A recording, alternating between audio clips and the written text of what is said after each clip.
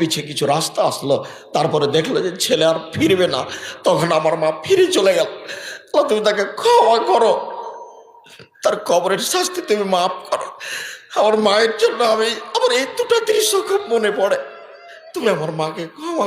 আমার মা আমাকে বাড়ি থেকে বের করার পরে যত ফকির দেখতেন, ফকিরের হাতে ভিক্ষা দেওয়ার পরে বলতেন, আমার ছেলেটা বাইরে আছে, দোয়া করিও। এটা ছিল আমার মায়ের কথা। আমার বাংলা অক্ষরও ভালো চিনতেন না, বাংলা অক্ষর চিনতেনই না, আরবি অক্ষর ভালো চিনতেন না। আমার আব্বা আরবি অক্ষর চিনতেন। শুধু ফকির মিসকিনকে ভিক্ষা দেওয়ার সময় দোয়া করার জন্য বলতেন। আমি বলেছি, আমার মা যখন আমাকে পাঠায় পশ্চিমে, খালি বলতো যে পশ্চিম গেলে, উত্তরপ্রদেশ গেলে বড় আলেম হওয়া যায়। পশ্চিম উত্তর মানে উত্তরপ্রদেশ মানে মৌলানা ইউসুফ মাদানি উর্দু ভাষায় যিনি বক্তব্য দিলেন, ইনি হচ্ছেন জামিয়া সালাফে বানারস উত্তরপ্রদেশ। এই এলাকাতে গেলে পড়তে গেলে নাকি বড় মৌলানা হওয়া যায়। এটা আমার মা বলতেন যে লাঠি পাগড়ি পাওয়া যায়।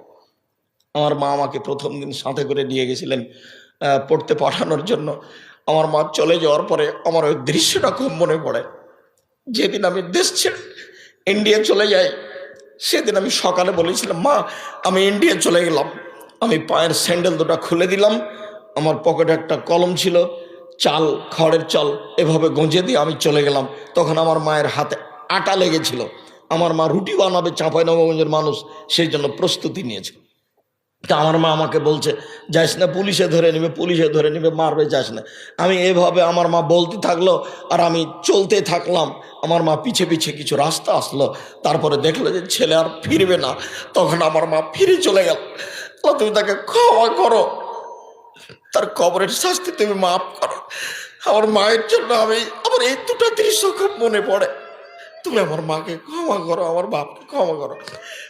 আমার বাপ যখন আমাকে আগাতে আসতো, ফিরে যাওয়ার সময় দুই চোখের পানি ঝরঝর করে ঝরত।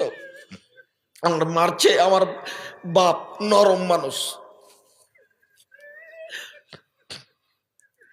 আমার মা খুব শক্ত মানুষ বাড়ি থেকে পাঠানোর ব্যাপারে।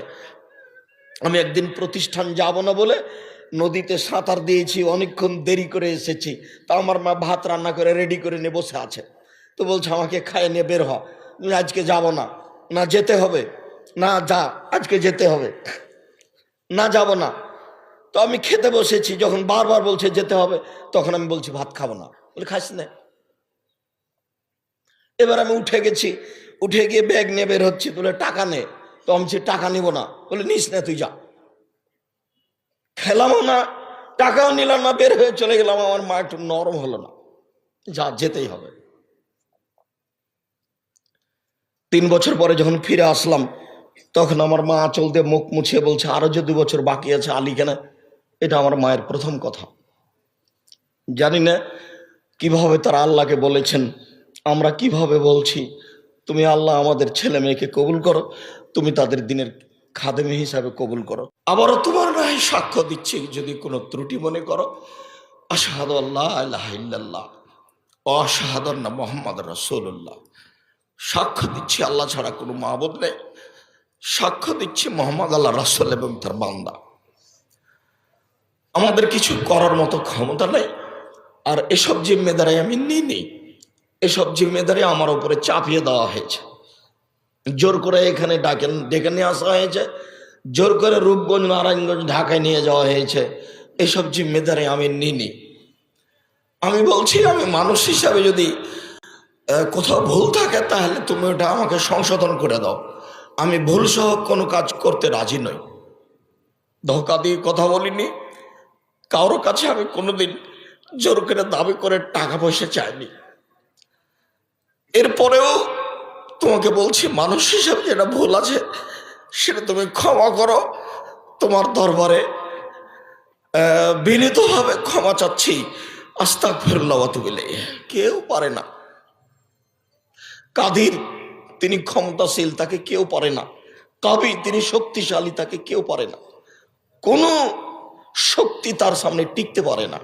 আশ্রয় তার কাছে নিয়ে কাজ করছি, তিনি সব কিছু করতে পারেন। এই জন্য একমাত্র বিশ্বাস করে আন্তরিকভাবে তার কাছে আশ্রয় নিয়ে করতে চাচ্ছি। প্রশাসনের মানুষ, আপনাদের শুকরিয়া আদায় করি। আপনারা প্রশাসন হিসাবে আমাদের অনেক সুবিধে দিয়েছেন। আল্লাহ আপনাদেরকে যা যায় খায়ের দান করুন। আল্লাহকে বলছে, আল্লাহ তুমি আমাদের কবুল করো, আমাদের জামিয়া সালাফে কবুল করো, আমাদের এই সালাফি কনফারেন্স কবুল করো, তুমি আমাদের ভুল ত্রুটি মাফ করো। আমরা সাধারণ মানুষ, ভুল ত্রুটি হবে, এই কথাই স্বাভাবিক। তুমি